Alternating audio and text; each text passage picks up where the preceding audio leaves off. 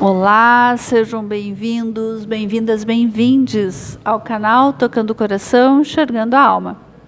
Eu sou Patrícia Ziane Benites, psicóloga e escritora, e hoje eu tenho o prazer de estar aqui conversando com o Celso Toscano Paz, que vai conversar um pouquinho conosco sobre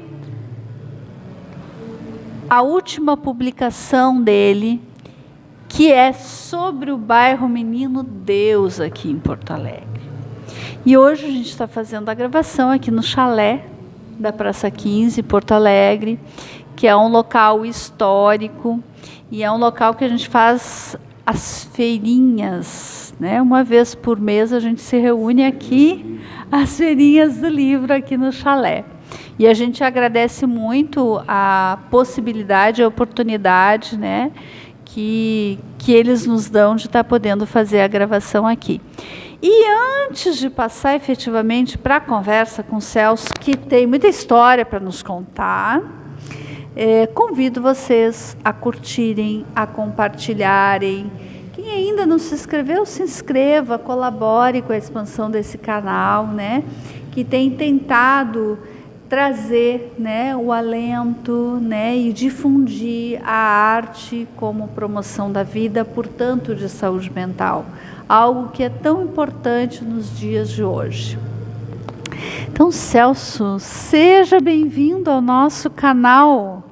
Obrigado, é um prazer estar aqui, podendo participar com vocês, né, e apresentar um singelo trabalho, né, de um bairro de Porto Alegre, né, que é o bairro Menino Deus. E, Celso, como é que não é a tua primeira publicação? A gente estava conversando aqui nos bastidores, né? Não é a tua primeira publicação, mas como é que tu chega a esse livro? Então, o bairro Menino Deus, ele é parte de um processo maior de trabalho que nós tínhamos aqui em Porto Alegre, nos anos 90, que havia sido criado o Centro de Pesquisa em História, né, na Prefeitura de Porto Alegre, na Secretaria de Cultura. Até a história da criação, ela já é uma história bacana, porque uma professora... ela teve ideia de criar um centro de pesquisa para recuperar a história da cidade, né, a partir da memória dos moradores, e nós criamos essa coordenadoria, essa coordenação, né, nós criamos numa conversa com o prefeito em 89, e surgiu assim, no canto da mesa dele, né? E ele disse, não, se vocês estão dizendo, está criado. Aí tá, mas onde é que nós vamos trabalhar? Aí mesmo, comecem a trabalhar. Então já foi surgiu, né? Aquela época a gente teve uma sala, nós começamos em 8 pessoas trabalhando, e nós tínhamos uma sala que cabiam 2, 3 pessoas no máximo, assim. Então nós fazíamos turno, né? 3 trabalhavam de manhã, 3 trabalhavam de tarde, e assim foi indo, né? Com o desenvolvimento e na época tinha um orçamento participativo, e o pedido de fazer a história dos bairros de Porto Alegre, ela cresceu muito como demanda, né? Porque mexia ali com a memória das pessoas, mexia com a sensibilidade, mexia com várias, né, assim, coisas, né? Então apareceu que o projeto ele era oferecido de fazer a memória dos bairros a partir dos moradores, de entrevista com eles, então aquilo foi crescendo. E aí nós acabamos ganhando uma sala gigantesca, que foi todo o 6º andar da usina do gasômetro, depois que ela foi recuperada, né? Então foi muito bacana. Então começou assim. À época, nós fazíamos por ano ali 2 ou 3 bairros, né? E o Menino Deus, ele ficou para trás, né? Tinha tantos outros bairros mais da periferia, mais com a história tão bonita quanto, né, do Menino Deus. Ele foi ficando para trás, assim. Então, o primeiro que eu fiz foi o bairro Belém Velho, né? que tem uma história maravilhosa também, e outros colegas faziam a Grande Santa Rosa, a Grande Glória, Restinga, né? E assim foi indo. O Menino Deus, ele acabou surgindo não por dentro desse projeto, né? Ele estava na lista para ser feito. E eu morava no Menino Deus, né? E estudante, à época ainda estava fazendo curso de História na Universidade Federal, e como nós notamos ali que não sairia, eu disse, não, mas eu vou começar a fazer esse trabalho, né? E comecei a identificar os moradores mais antigos, pegando indicação no próprio bairro e procurando as pessoas. Olha, eu vou fazer um trabalho assim, né? E começa... É um projeto que a Prefeitura de Porto Alegre faz e tal, e eu...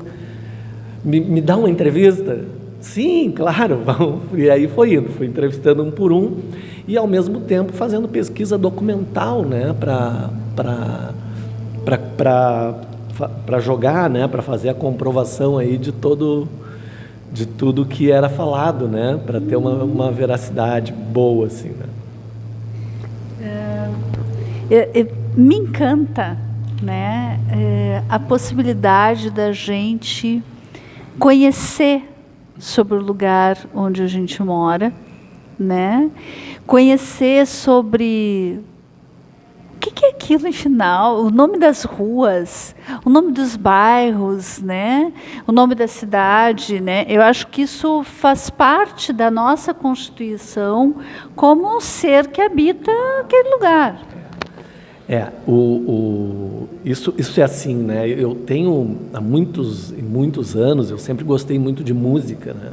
E de estudar música, né? E tem uma coisa que de muitos anos eu guardei na memória, assim. Eu fui uma vez num show, há muitos e muitos anos atrás, em Porto Alegre, do Elomar, que é quase que um desconhecido aqui para nós, mas ele é muito conhecido, é um arquiteto, né, que nunca abandonou aquela região sul da Bahia ali, né, da onde ele mora. E uma vez, num disco dele, lá nos anos 80, eu estava lendo o encarte e eu li uma frase dele que dizia assim: se cada um de nós cantar o nosso local, um dia nós vamos conhecer o todo. E esse trabalho que a gente fazia, ele vinha justamente ao encontro do que ele dizia, né? Então, é importante que a gente escreva, né, a nossa e deixe registrado o que a gente vive, né? Porque é isso, um dia nós vamos conseguir fechar, né? Claro. E o Menino Deus, ele foi um pouco assim que surgiu a história dele, né? É um bairro dos primeiros aí que a gente teve em Porto Alegre, e ele é cheio de características incomuns para hoje um bairro quase central na cidade de Porto Alegre, mas ele já foi um bairro afastado, já foi um bairro de veraneio, já foi um bairro onde, claro, a elite porto-alegrense possuía suas casas, né? Mas ao mesmo tempo também ele permitiu o surgimento, né, de toda aquela história quando no final ali do século XIX a gente tem o processo abolicionista. Negros que trabalhavam em Porto Alegre, eles acabaram descendo, quem conhece Porto Alegre, da Duque de Caxias para aquela região mais ao sul, e se encontravam com o Menino Deus, com a Cidade Baixa, né? Então formavam aqueles enclaves ali, onde hoje a gente tem a Baronesa do Gravataí, onde a gente teve a Ilhota, bairros que com o tempo foram sendo afastados do centro da cidade, né? A Restinga, que é um bairro hoje que tem 200 mil habitantes, foi a remoção de uma parcela da população que morava no Menino Deus, né? Então foi esse surgimento assim que deu. E é muito interessante, Celso, assim, tu falando dessa questão dos bairros que muitas vezes eram mais afastados e eram de veraneios. O Menino Deus, Tristeza, né, que era como se tu fosse, muito longe, né? E é um bairro de Porto Alegre, né? Então, eu acho que poder ver também como é que a cidade ela vai se estruturando e se organizando, né, dentro daquele espaço geográfico, né, e o quanto que ela vai expandindo, digamos assim, né? Enquanto o centro vai se verticalizando, ao mesmo tempo vai se expandindo, né, a cidade para outros lugares, né? O bairro Menino Deus, hoje ele guarda uma característica totalmente comercial, né? A começar pelo nome, que é um nome muito diferente, né? Assim, não é comum. E quando eu estava fazendo, até tem uma história, eu quero abrir um parênteses só para falar sobre isso. O Caetano Veloso tinha uma música chamada Menino Deus, né? E ele fala ali, teu corpo azul dourado em Porto Alegre bem mais que um futuro, né?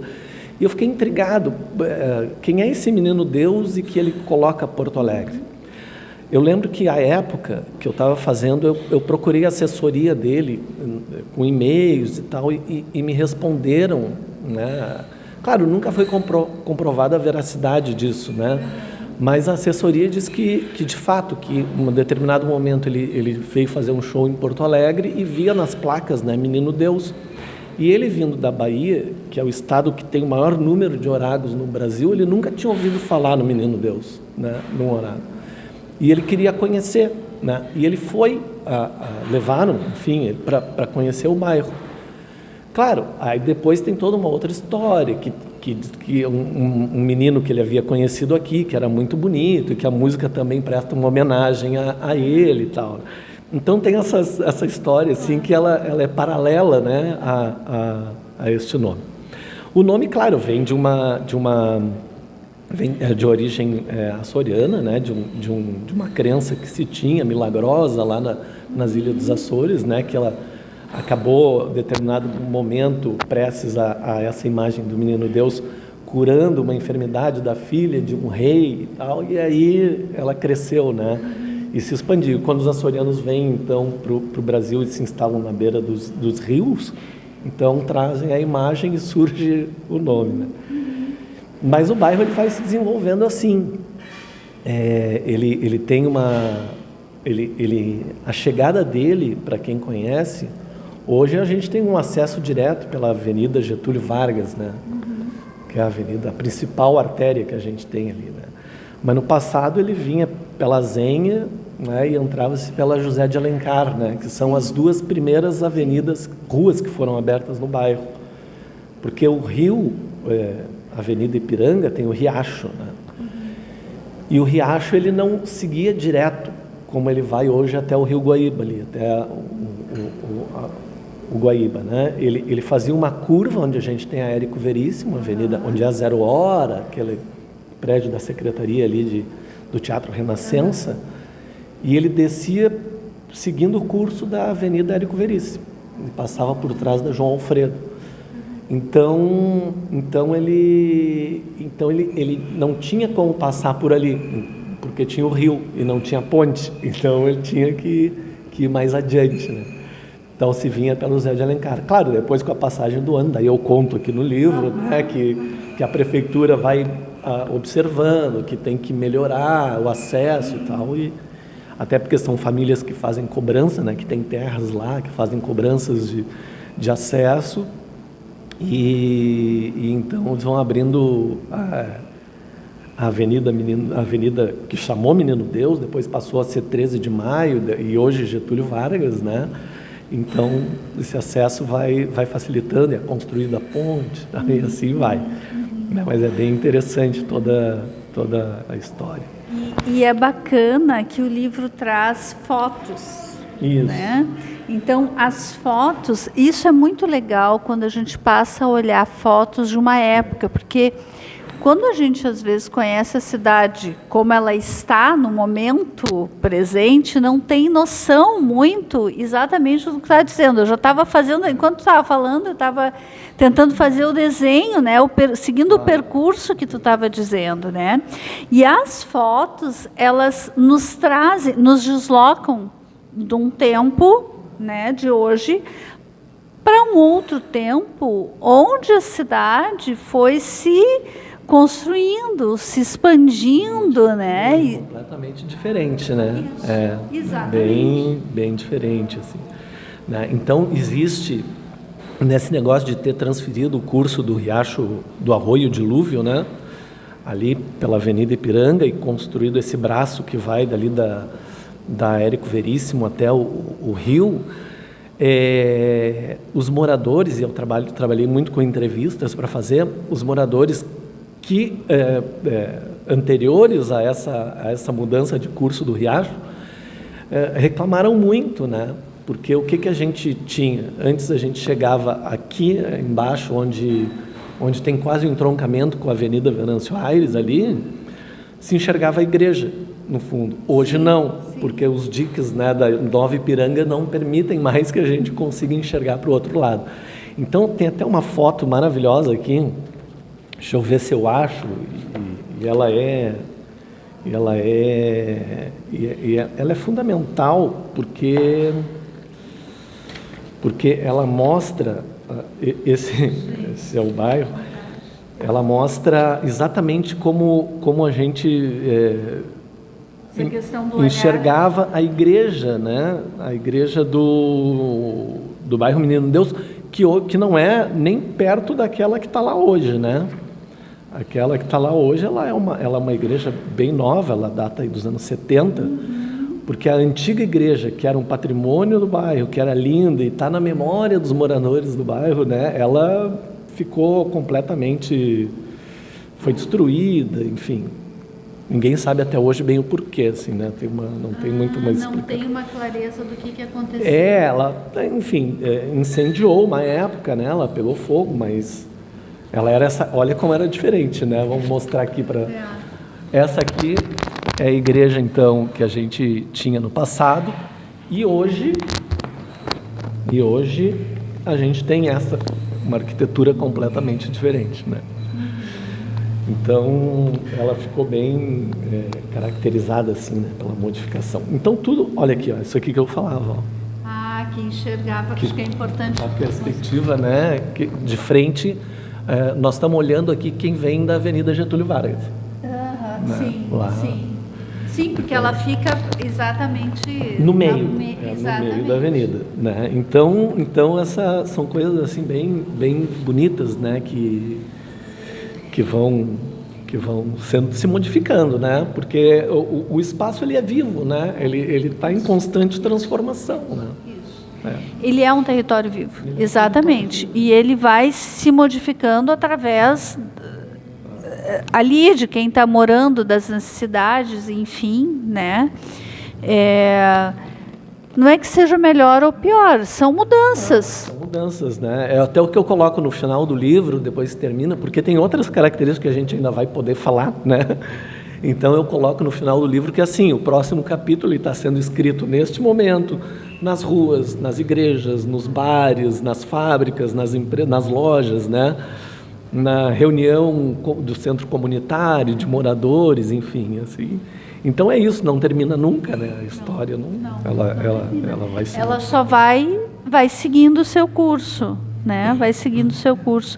E essa foto aqui, que a gente mostra também. Essa foto, ela é uma foto muito interessante. Isso aqui é antes da passagem, da mudança, né, de curso do riacho. Para visualizar, a gente pensa assim, tá, a Avenida Ipiranga, o riacho entrava ali onde é o Colégio Protásio Alves, né? Ele vinha em direção à Rua João Alfredo, né, na Cidade Baixa já, ou Praia de Belas, porque o bairro Praia de Belas ele acabou sendo criado. E aqui ele passava, o riacho ele passa por trás das casas, no outro lado seria a Avenida João Alfredo. E ele vai passar por baixo onde é a Ponte de Pedra, para sair no rio. Né? A Ponte de Pedra existe porque ela era a ligação que a gente tinha até a zona sul da cidade. Né? Então ela é interessante. Deixa eu mostrar essa foto aqui, que quem conhece ali a João Alfredo, a parte de trás daquelas casas era esse rio. Né?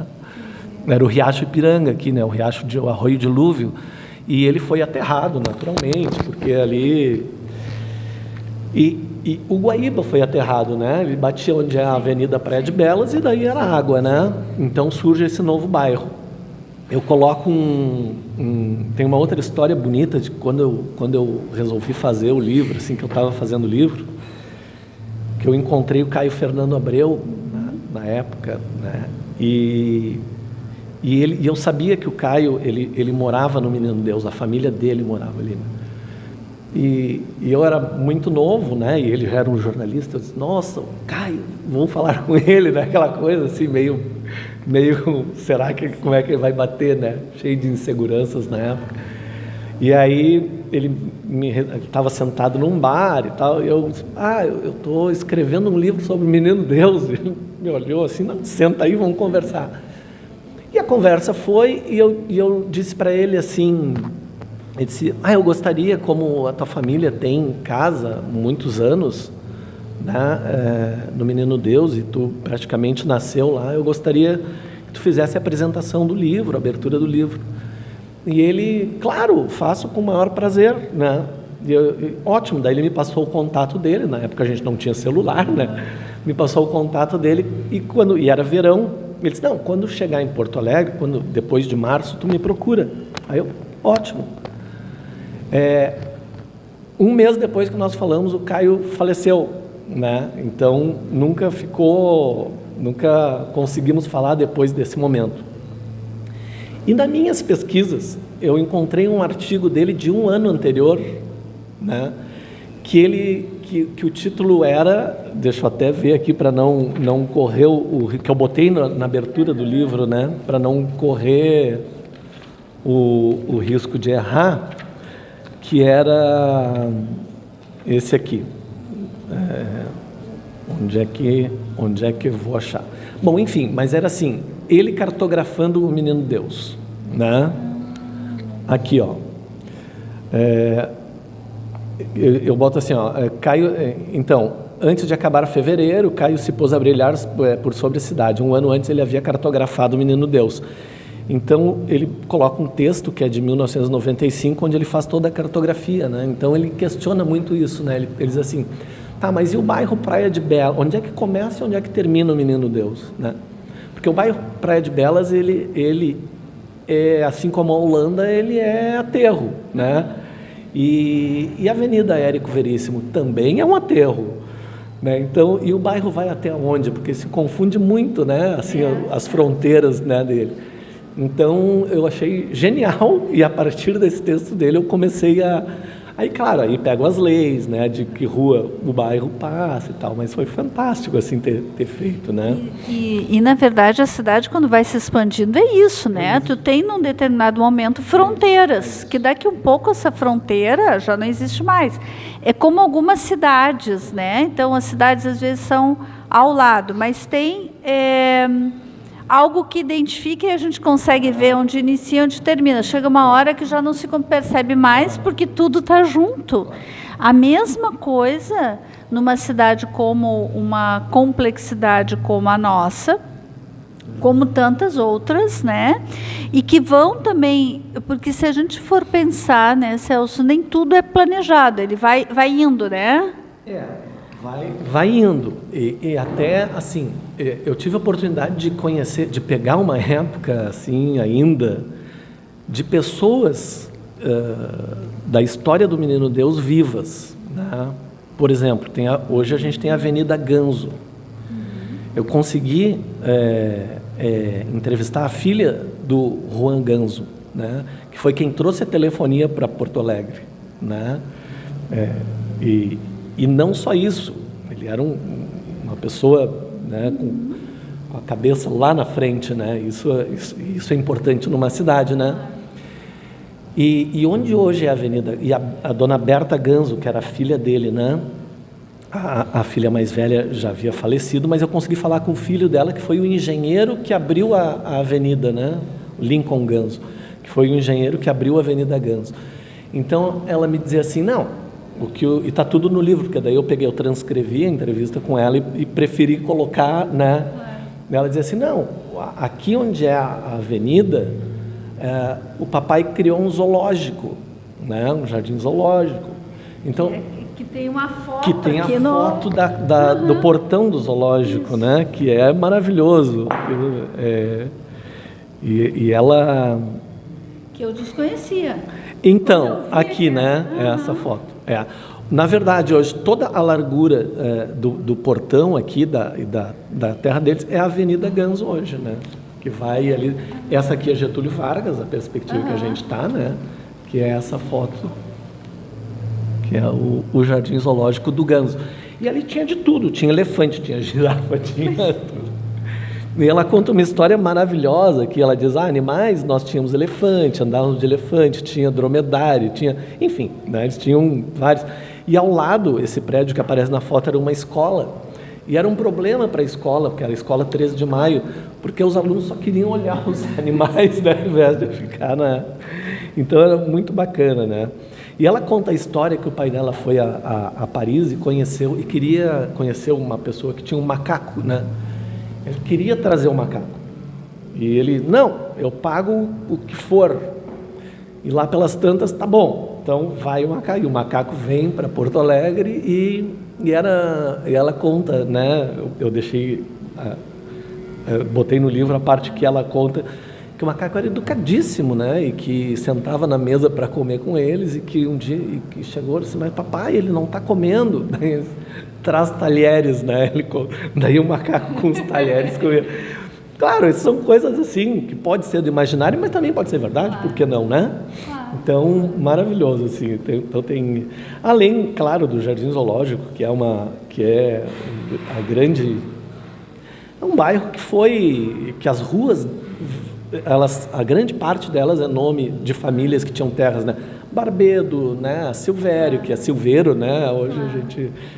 Silvério a gente chama popularmente, mas a rua Silveiro, da família, tem a dona Ondina, todas as donas ali são filhas de proprietários, né, dessas terras, né, que a gente tinha ali. Em Porto Alegre tinha uma disputa de bicicletas, né, que tinha os alemães, e aí os portugueses acabaram fundando a União Velocipédica no Menino Deus, que funcionou ali onde funcionou depois a exposição agropecuária, né, o Parque de Exposições, uma série de coisas assim, de coisas fantásticas que a gente não... que a história vai deixando para trás, né, e que a gente tem que recuperar para poder... Eu acho que isso é essencial.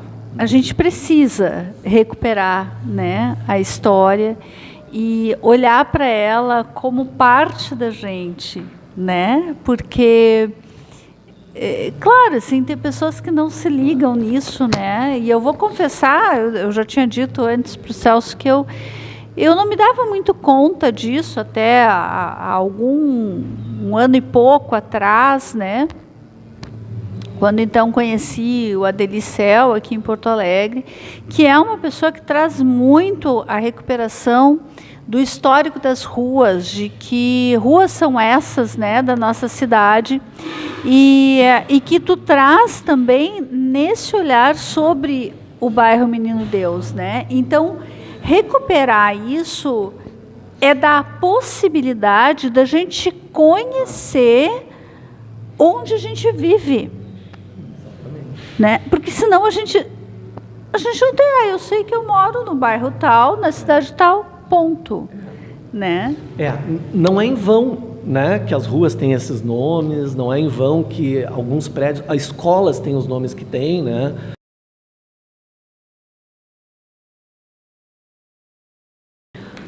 Então, Celso, assim, acho que para finalizar essa nossa conversa tão bacana, né, eu te convido a fazer as suas considerações aqui finais, também deixar os teus contatos, como é que as pessoas podem adquirir o livro e também conversar contigo.